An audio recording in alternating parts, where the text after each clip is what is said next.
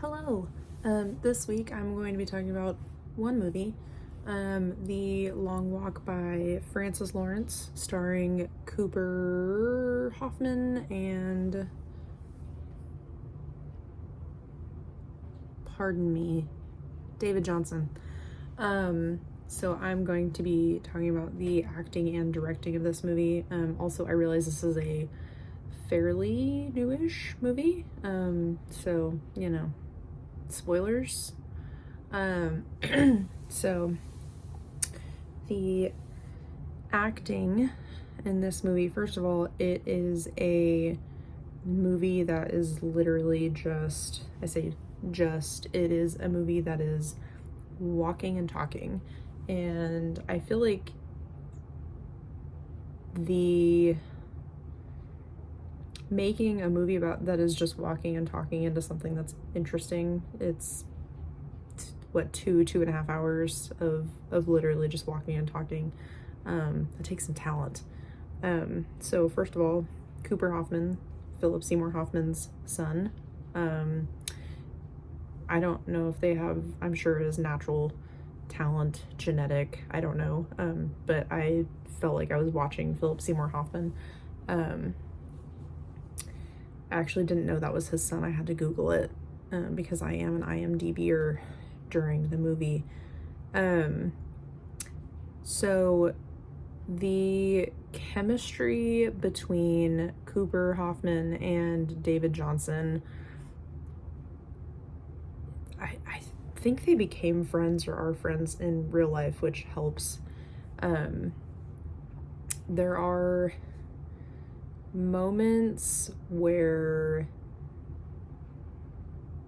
they kind of contrast each other. So Cooper Hoffman plays Ray Garrity, who's this kind of vulnerable, shy-ish young man, and David Johnson plays Peter McVree, who is this kind of charismatic,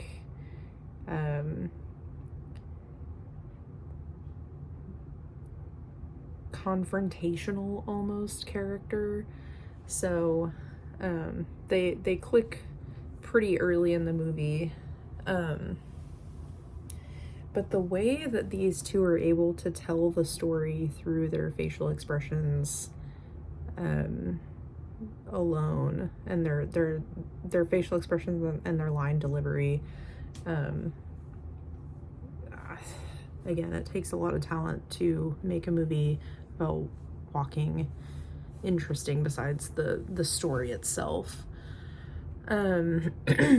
So there is a moment in the beginning of the movie when Ray Garrity's mom is begging him not to go, and there just a brief moment where he pauses and his facial expressions convey this internal conflict, and like, you know what the movie's about, he's the main character, he's gonna go, but for a second it draws you in and you're like, I don't know.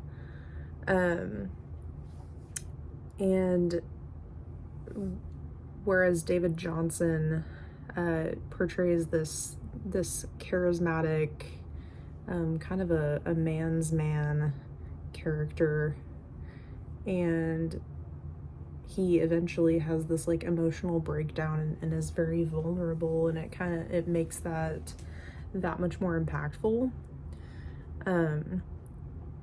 So moving on to directing, these vulnerable moments between these characters, the way that they film these moments, because first of all, it usually happens at night, which I feel like makes it that much more intimate.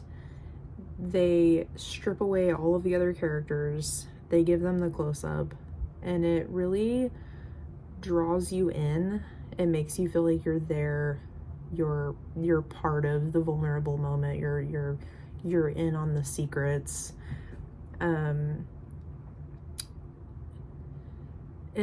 this movie is just as much about what is on the screen as what is not on the screen. So there's moments where they're killing some of these contestants and it's not on the screen, but like you hear the footsteps, they stop, and you hear the warnings being given, you hear the executions, and it makes this, like, it holds the suspense of this movie. They don't need jump scares or these like eerie sound effects. It all is held in the ambiance of the movie, or the scenes where they're passing through the small towns and you just see the spectators. There's no music, it's just the camera is panning and focusing on the spectators, and it's just the ambiance. Everything is stripped away, and I feel like it makes it that much more intense, that much more suspenseful. So I think this movie was well done. Thanks for listening.